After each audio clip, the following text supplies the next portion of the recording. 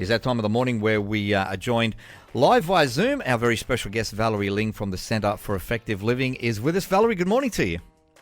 Good morning, Mick. I'm thankful this Thursday to be talking to you.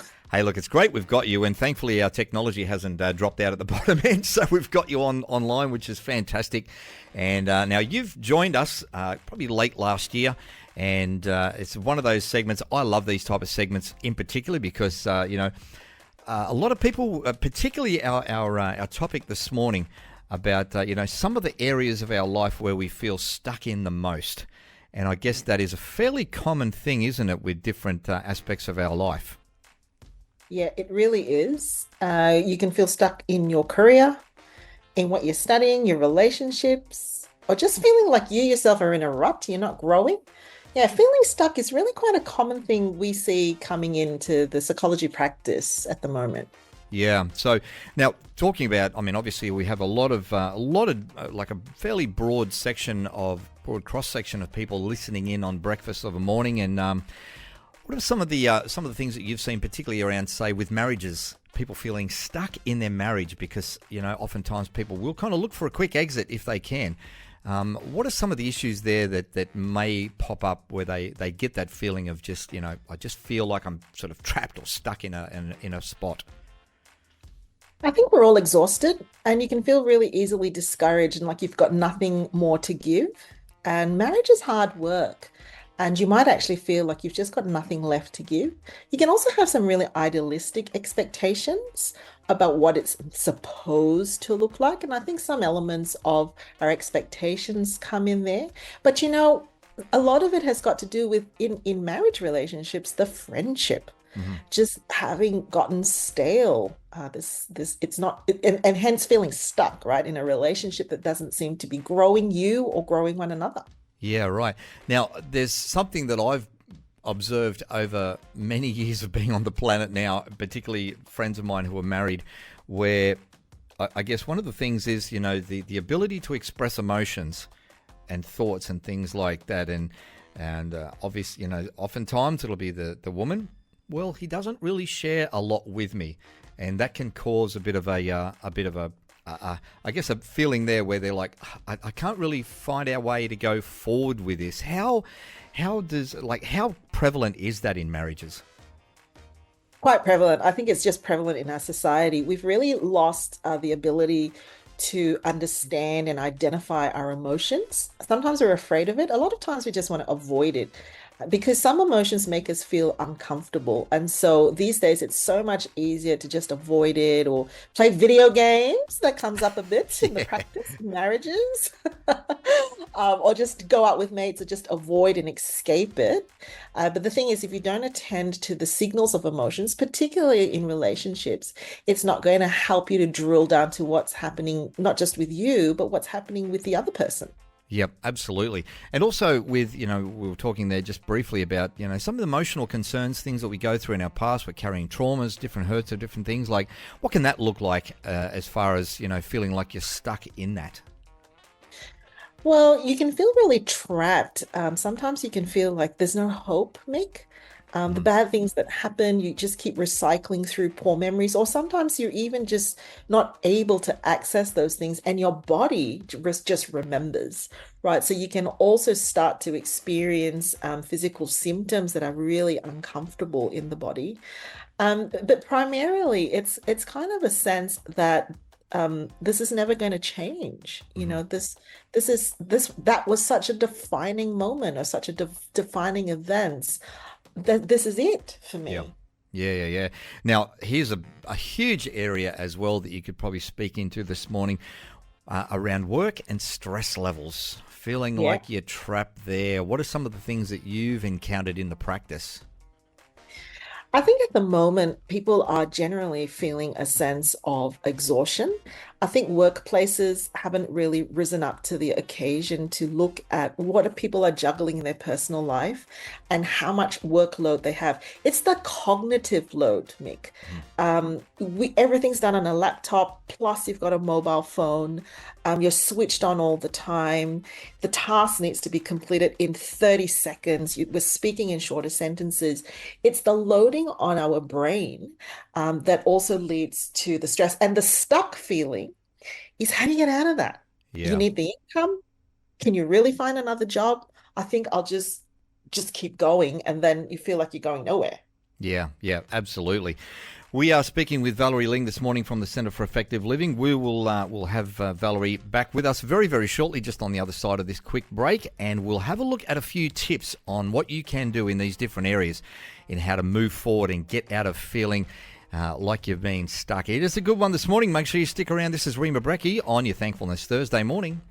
It's 22 and a half minutes after 8. It is Rima Brecky here on your Thankfulness Thursday morning, joined via Zoom into the studio here live, Valerie Ling from the Centre for Effective Living. And we're chatting this morning about, I guess, feeling stuck in your life. And we've already touched on a few things there, work and our social life and even marriages and things like that, parenting.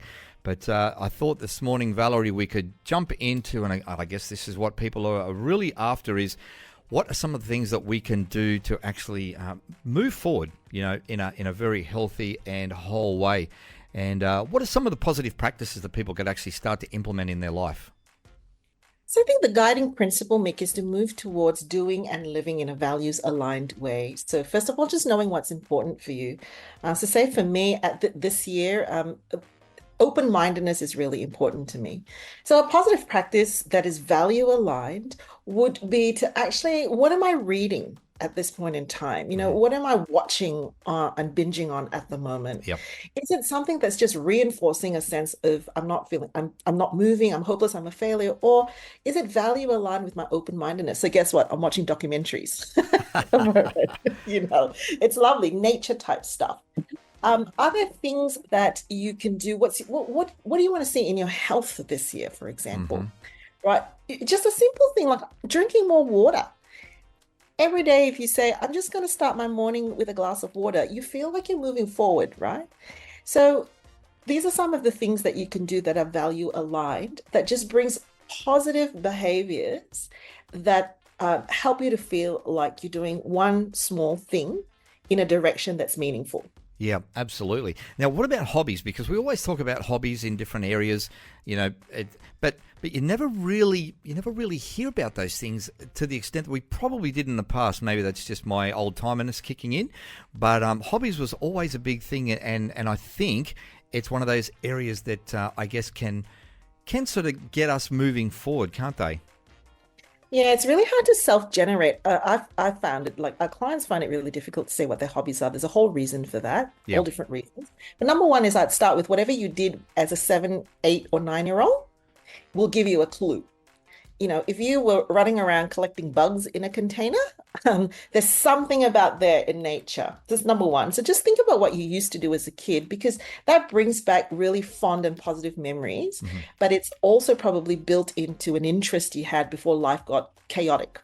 The second thing is I really like polling others.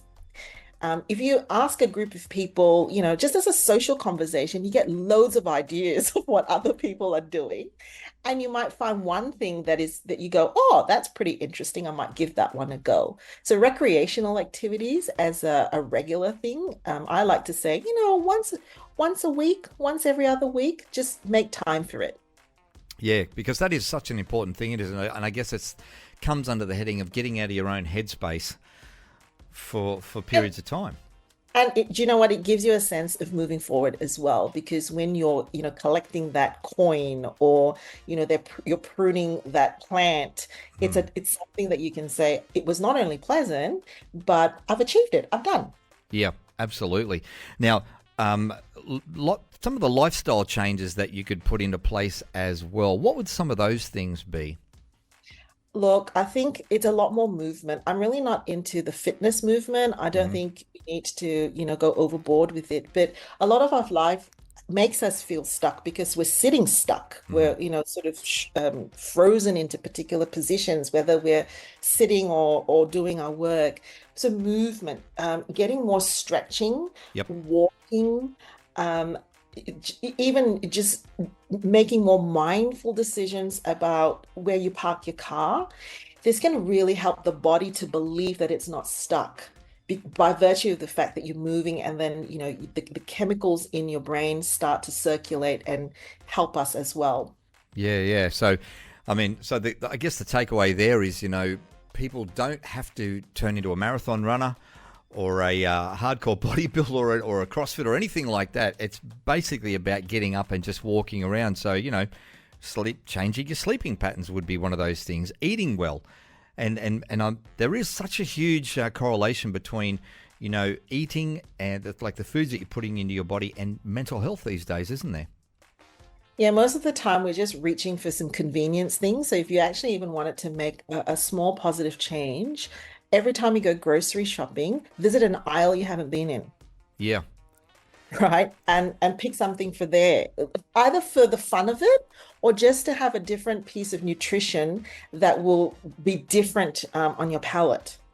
Yeah, that is a good one. I like that one.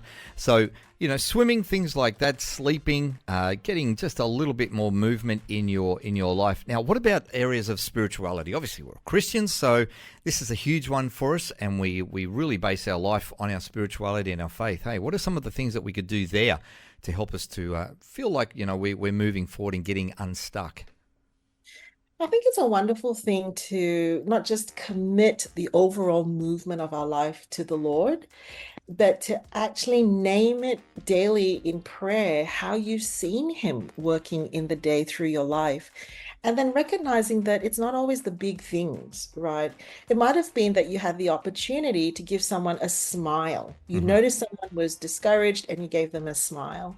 It might be the ability to pray for a friend that you feel like you can't really help them, but you can pray for them. So I think really sitting with the Lord and being able to see He is the mover and the shaker of our times in our lives.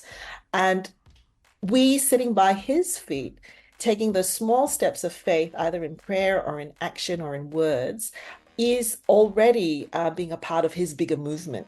Yeah, yeah, I like that one a whole lot. And, we always make the point about, getting into the Word and getting to worship and different things like that. But they can, at some point, if if you're feeling like you're stuck and you want to try and move forward in your life, but sometimes they can turn into a bit of a religious work, can't they? So we need to avoid that. Yeah, we do. Look, delight in the Lord, delight in Him. And that doesn't mean that we're laughing and we're happy, but Psalm 1, being able to actually just root into Him. So even in the music that you're listening, you can delight in the worship music that you're listening to that reminds us that He's got this. Hmm. I love the kids songs that we used to sing in Sunday school because they really just help us to see that it's not about what we're doing, it's about God actually doing the things through us. Yeah, absolutely. And to wrap us up this morning, Valerie, obviously you mentioned there before, sometimes it is really hard to feel like you're self-generating. So what are some of the resources out there that we can take hold of to help us in the journey, like with psychologists, counselors, and things like that?